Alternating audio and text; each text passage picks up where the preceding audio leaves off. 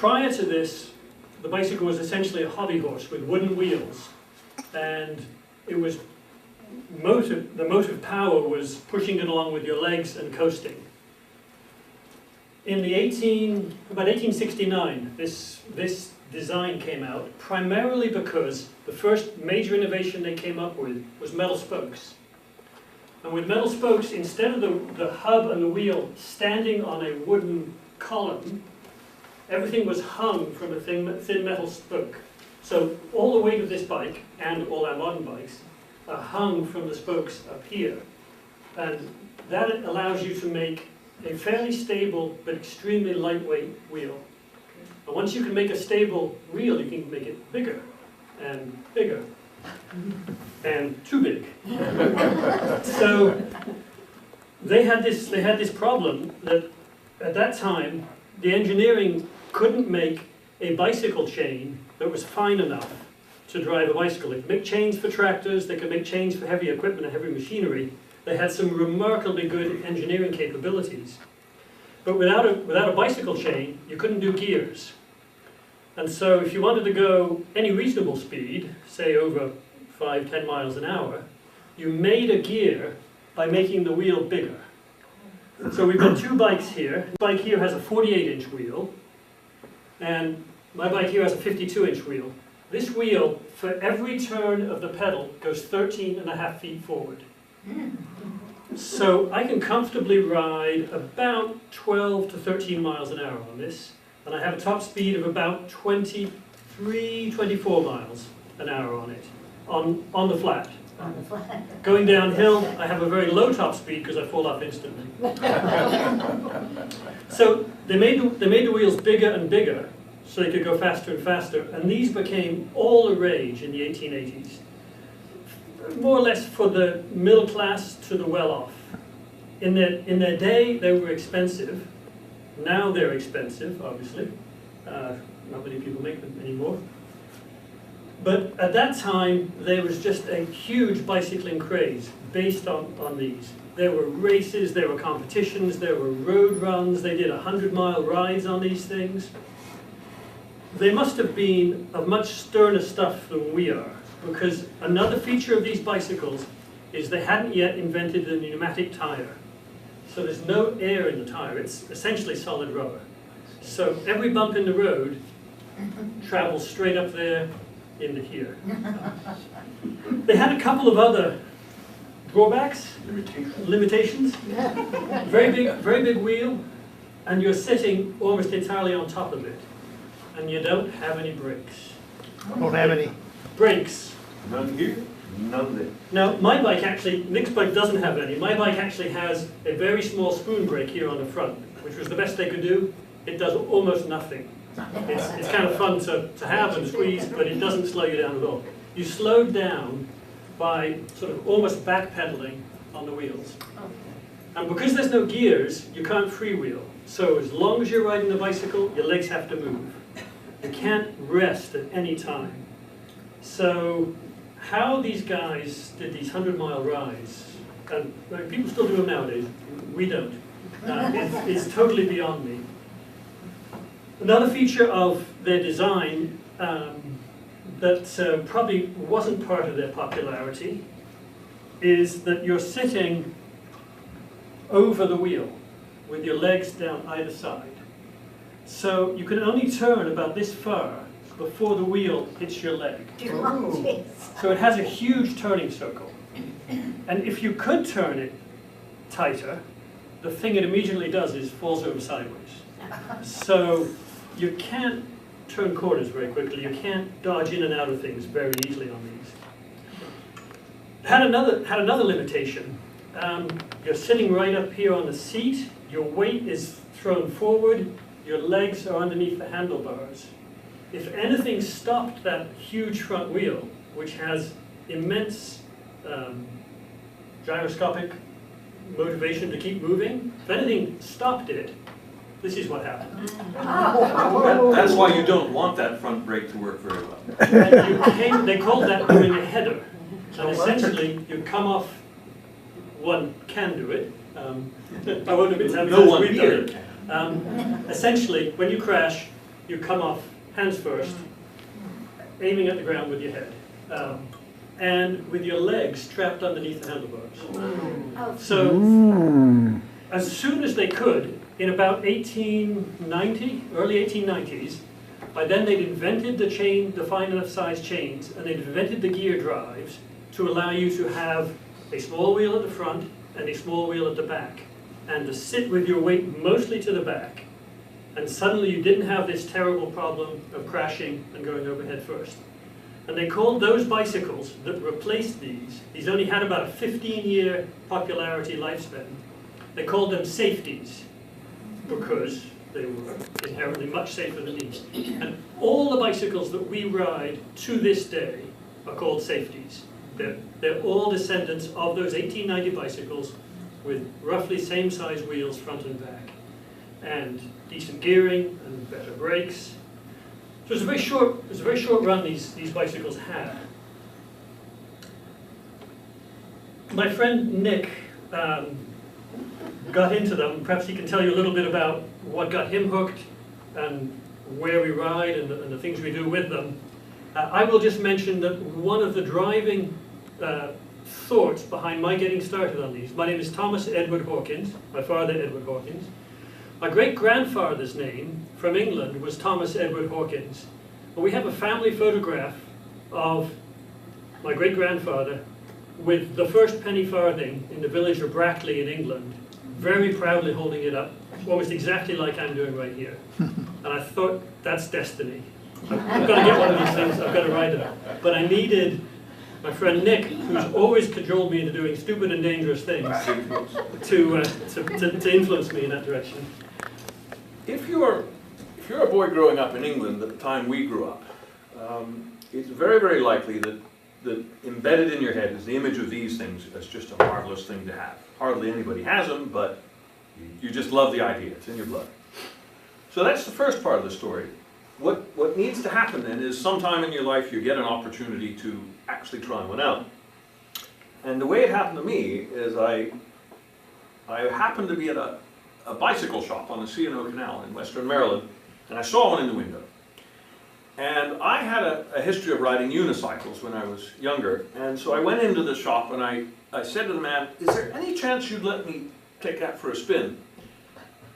And I told him I used to ride unicycles. And I fully expected him to say, absolutely not, because we could get sued and they cost a fortune and so on. He said yes. And so then I proceeded in quick succession to learn the essential facts of penny farthings. And I'm going to describe it to you, in case anyone's thinking of taking this up. Some important, probably the 3 most important things you learn at the beginning of your experience with these. One, and it's a great thing to discover, is they're way easier to get up on than you think they are. And the reason is that.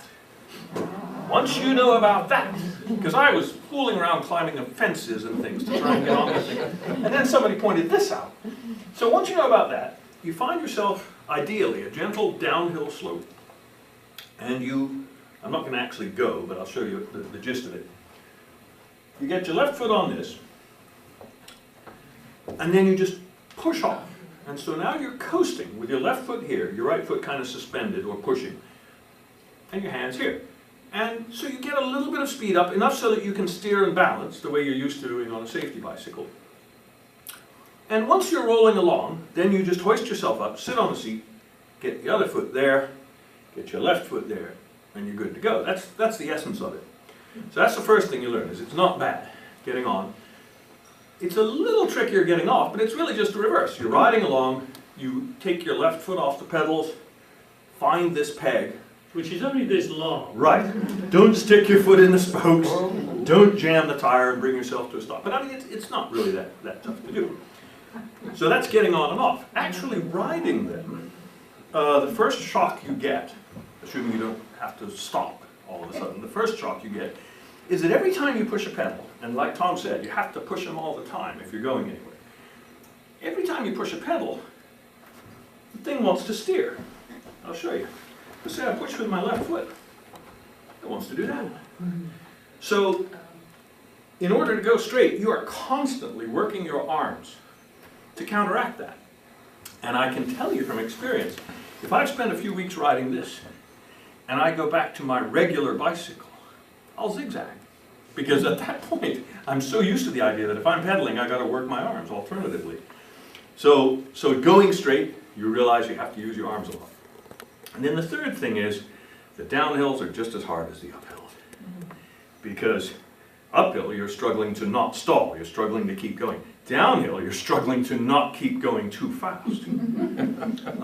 Essentially pedaling backwards. Right. Your legs are still going forward, but you're putting all your muscle strength into slowing down the rate at which they go forward. And as an adjunct to that, you learn that there are some hills you just don't even want to start going down. And you might learn it the hard way, because your speed will get out of control, your knees will start bouncing on here. Or you could make the mistake of saying, oh, this is a lot of work, I'll take my feet off the pedals. Now you're coasting, and you might as well be an airplane going into a dive, because the only thing that's going to happen, if you're lucky, you'll find some soft vegetation to crash into, because there's no way you're going to stop it with your feet at that point. So steep hills you stay away from, either up or down. Other than that, though, one advantage, so far we've only talked really about ways that this is more challenging than the bicycles we're used to, but one advantage is you've got a great view. You can see over the heads of everyone else, which we'll be doing tomorrow, I suppose. Another disadvantage, if you're riding on the C&O Canal and it's early part of the day, you're clearing out all the cobwebs for the horse people. And you're going to get them all over your head. Should I talk about August? Yeah.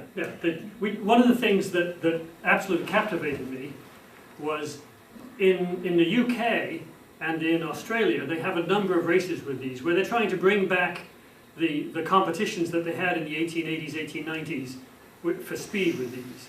And Nick had entered the only race in the US, I'll let him tell you about it, because seeing him in this race was enough to convince me that I needed to get one.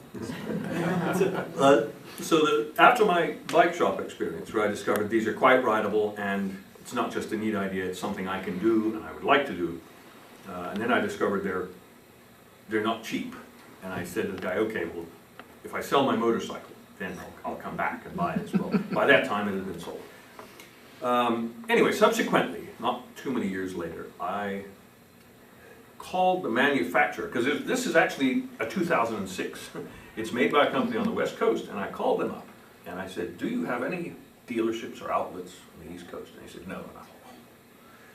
I said, well, can you supply me any contact information for someone who's bought one, so I can talk to him and maybe, go look at the thing? Well, they had a guy right in my town, right in Frederick, Maryland, was a guy who owned one, actually owned more than one.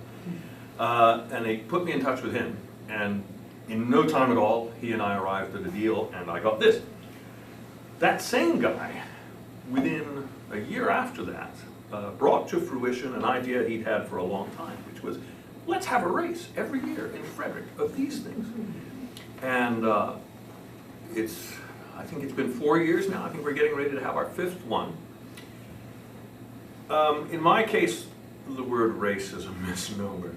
I dress up, I get on the cycle, I do laps, and everybody passes me, and I have a great time. It's just astonishing to me how many people show up to watch the thing and take pictures and take videos. Newspapers come, and radio stations and TV stations, and it's just glorious fun. It is a lot like work, because you ride for an hour non-stop, or at least we have been. I think the format's changed for this year. But that's been the glory of it for me, and I guess round about the 2nd or 3rd year, Thomas came down and tried this out and took to it immediately, which I never expected anything different to happen. And I loaned him this one. I'll interrupt very briefly for a moment here. When we were in high school, I took Nick caving, and we got into dropping into deep vertical pit caves in West Virginia. He took to it instantly. We've been a bad influence on one another for years. Something about mud and pigs. If it's dangerous, he can show me, I can show him, and we're hooked. It has worked that way for over 40 years, and we've both benefited. And so now we're partners in crime riding these things, and we plan to continue. He does a lot more than I do, but yeah, they're glorious. I bought this bike used from one of the competitors in the race. He'd raced it in 2014. I'd borrowed Nick's bike that year and rode in the race. And the guy who owned this bike beat me soundly. But in the process, his knees wiped out. These things are terribly hard on knees because you can never rest. And it's a lot of strain because you're pedaling all the time at this angle. So it can be difficult on your knees. He had done, this is a Victory bicycle made by the Victory Bicycle Company in Orlando, Florida. They make about 15, 18 of them a year.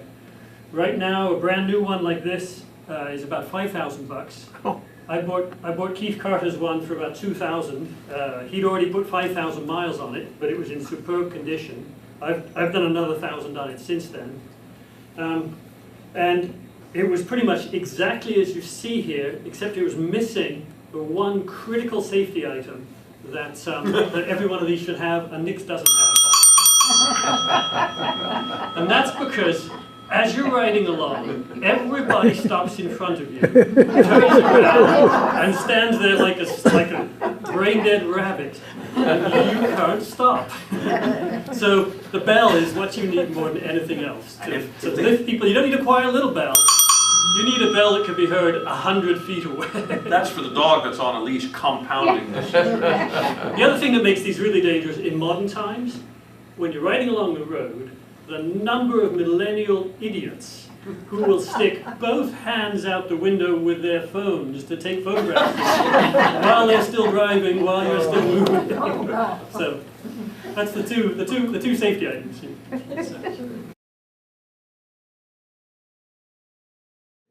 In the same way, some people are right-handed and some people are left-handed. I think he's coming down pretty fast. Oh yeah. That's showing off. That's what that is. But that's what you need to know to get a drink. You see. Yeah, he's going fast.